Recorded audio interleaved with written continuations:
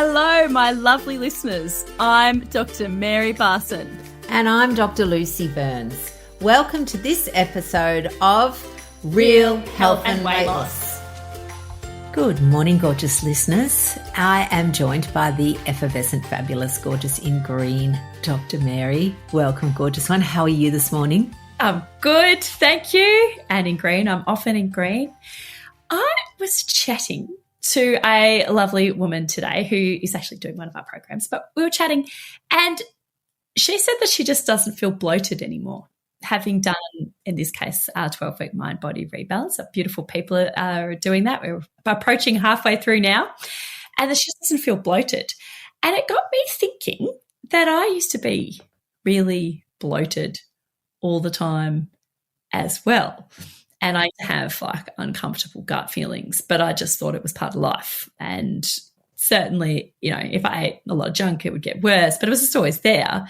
And I think I have just forgotten, because it's been so long, that I don't have that anymore. I just feel good. And I'm taking a moment to just be grateful for the fact that I feel good, and it's great. It's so interesting. It reminds me a little bit of that thing, you know, sometimes we're sitting outside and we've got a pool filter that's going and I don't notice it until it stops. And when it stops, I go, oh, that's better. And gut pain can vary between that, or for some people it's excruciating and, you know, impacts their quality of life. But yeah, like you, I always had a little bit of what I thought was IBS, Irritable Bowel Syndrome. So, yeah, it's a great topic. Why don't we talk about that today?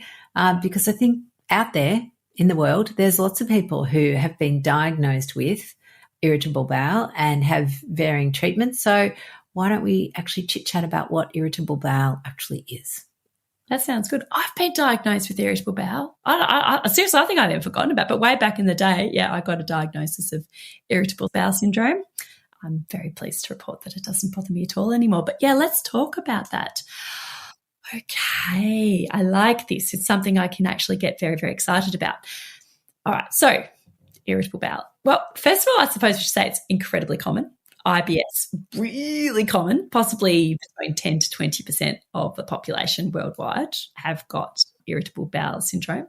And it seems to be more common in women, which I'm not entirely sure why. We do have a few ideas why, but it's not entirely sure why. And I don't know about you, Lucy, but as a GP, I saw it all the time. People would come in with gut complaints all the time. And obviously not all of them were irritable bowel syndrome, but irritable bowel syndrome was a very, very common cause of gut discomfort.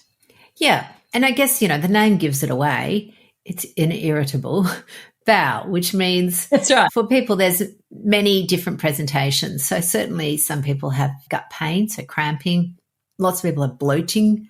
Some people have diarrhea and some people have constipation, and lots of people have alternating diarrhea and constipation, which again, you know, I just think about the old days. I spent a lot of time in constipation land before my new way of eating. And I now look back and think, God, so for breakfast, because I knew if I didn't eat this for breakfast, I would have constipation, I ate all bran, which if anybody, I mean, you possibly all know, it's really like horse food. It's bran. It's really processed into these sort of like sticks. Little pellets. Yeah. It's like these little sticks of bran that are god-awful tasteless, which I would then, you know, have with milk and then some sort of tinned fruit to make it vaguely palatable, and usually a flavoured yogurt.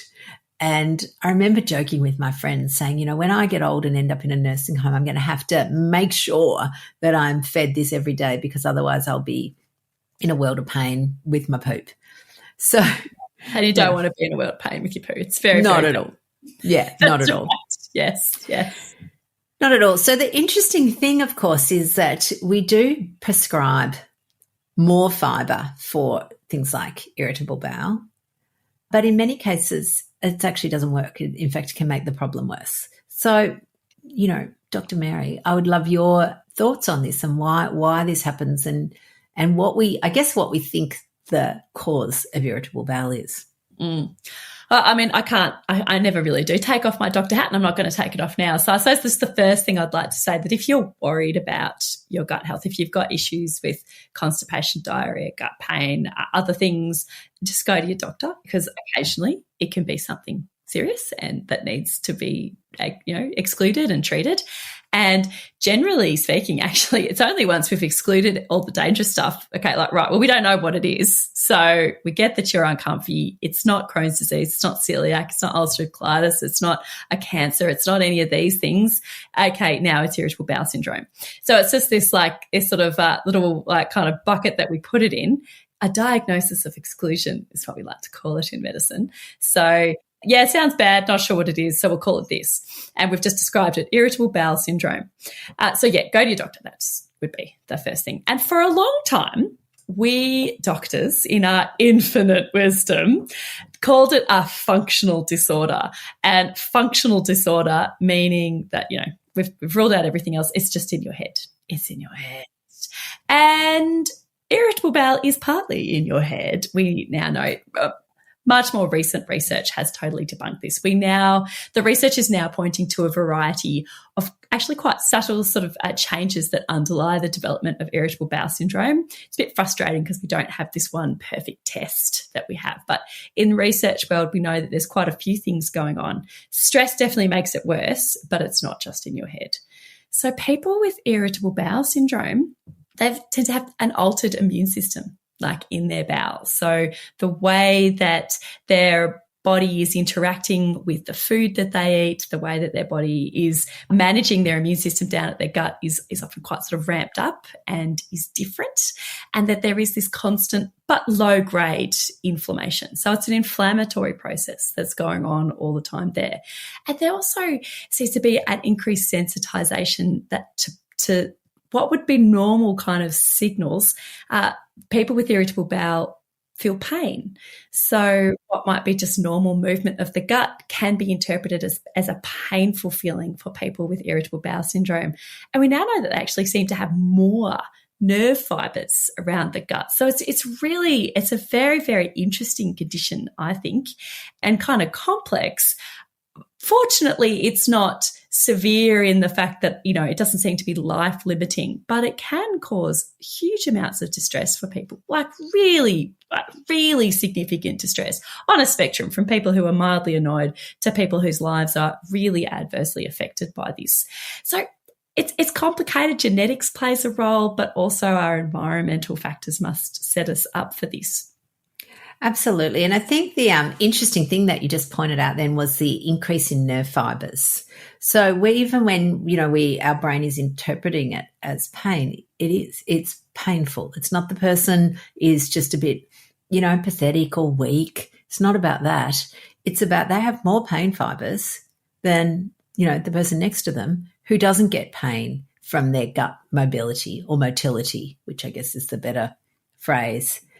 And I think also there's, again, as you've mentioned, there's lots of different causes, but there are also people who have different motility with their gut. So instead of your gut just doing its peristalsis, which is just this sort of little bubbling along of moving your food and your water through your large bowel, they can get like a so it's a bit like the stop-start of an accelerator, which means that they end up with this sort of really painful peristalsis. Yes. And it's kind of weird, but it's real. It's really common. But there are things that you can do that can really dramatically improve the function of your gut and also the quality of your life. I mean, this is an enormous topic. We could probably do 11 podcasts on this if we wanted to, but let's perhaps not do that. Yes. So I think we could certainly drive home, I think, the most important punchy points here. So traditional treatments for irritable bowel syndrome would be perhaps putting people on a low FODMAP diet. And many of you may have heard this. It's had a lot of research attention in recent years. So FODMAPs, it's such an unwieldy name, and I frequently get it wrong. So I'm gonna go for it here, Lucy. All right, a low FODMAP diet. Go for it, Miss. You can do it. Fermentable oligosaccharide, disaccharide, monosaccharides, and polyols. Did I get it? You did. Got it. You Yes. did. Excellent. Yes. So it's fermentable, 1 sugar, 2 sugar, or many sugars, and polyols is the sort of summary. Yeah, that's right.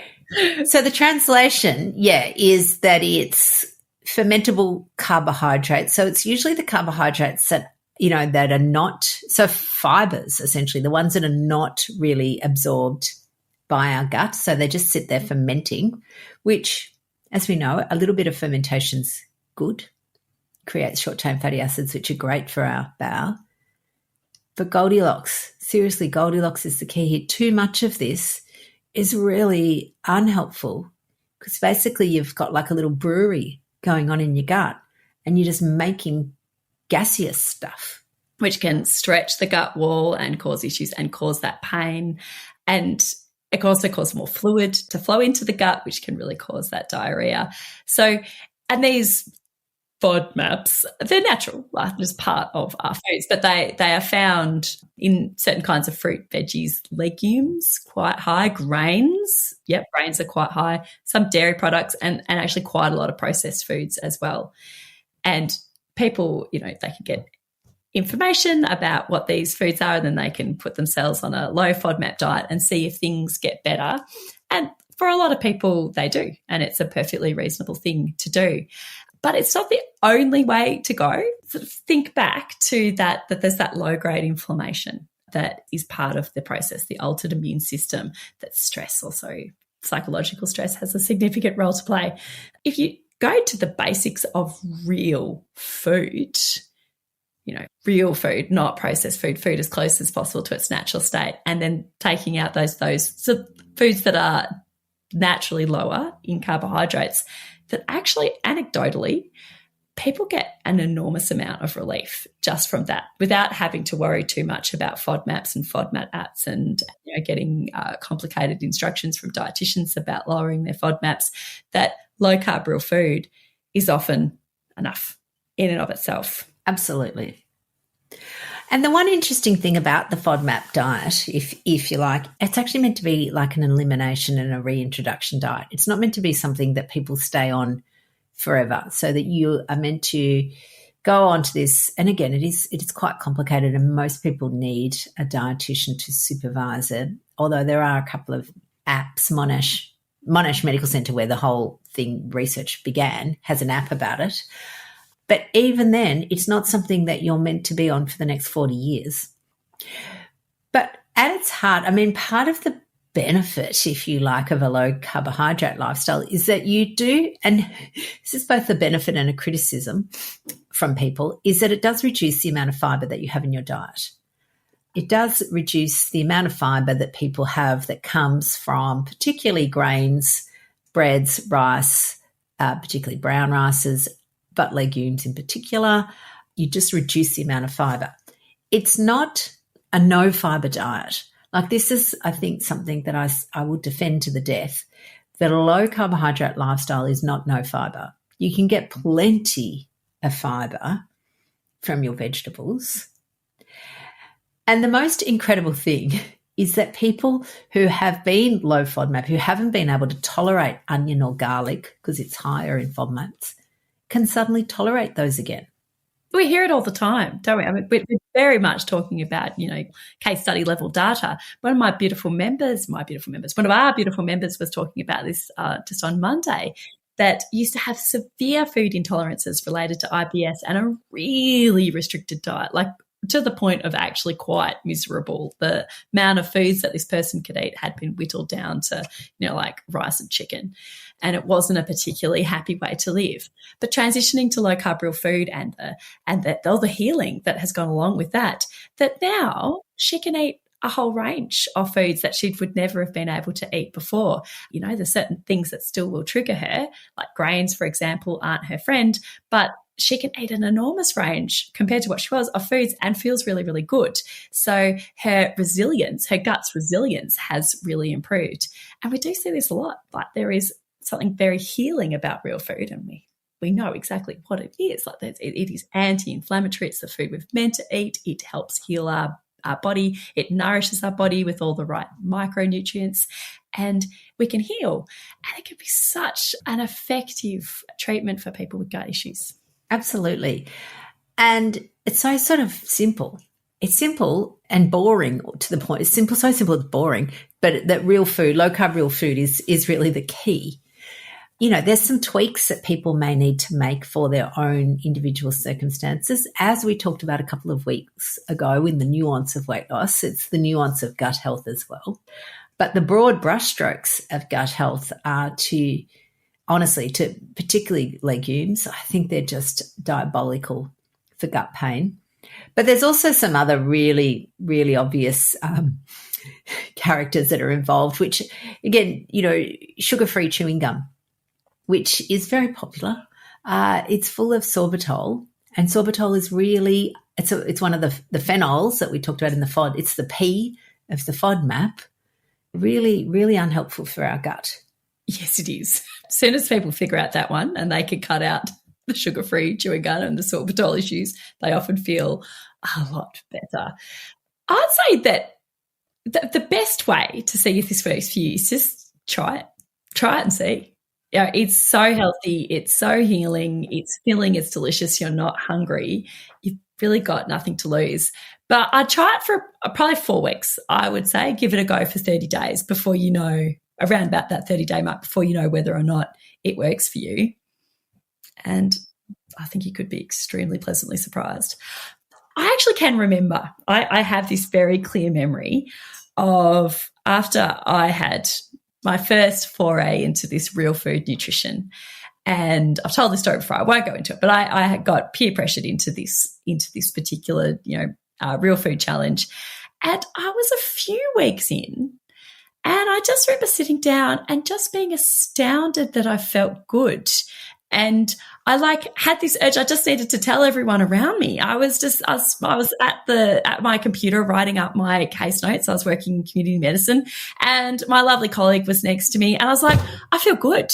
And she's looking at me slightly. No, I feel really good. I actually feel good. And she is just giving me side eyes and about to call the psych reg on you. Yeah, which is fair enough. She didn't need to care. But I could suddenly remember it was like the pool filter that had turned off. Or I suddenly had just stopped hitting myself with a hammer, and I realised for the first time I've been hitting myself with a hammer and I didn't even know. Yeah, absolutely. And I love the way you said just, do it for a month.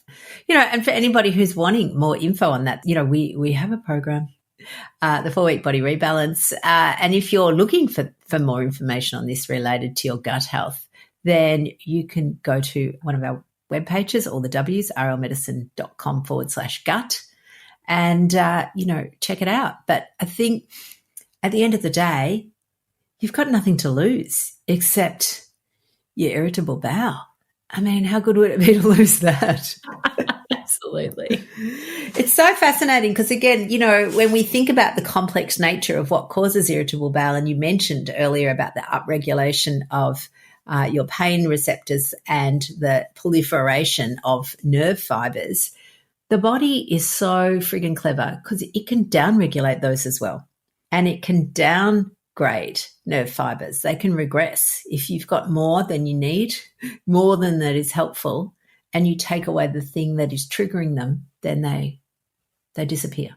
So you can absolutely, really and truly heal your gut. With simple tools. You absolutely can. Absolutely. I think, Maz, this is a great topic, and we should do another episode next week on gut health, because what I'd like to explore next week is all the gut-friendly foods that we're being encouraged to eat, and there's some mythery. Is that a word? Yes. Some mythery. And yes, the mythery. Bustery about the mythery. Yeah, because again, it's the flavour of the month, gut health, flavour of the decade, flavour of the millennium, and there's, like everything, there's the real deal and the mythery. Gorgeous ones, we'll see you next week. All right, we'll cut through some mythery next week. Excellent. Take good care. Bye for now. Bye.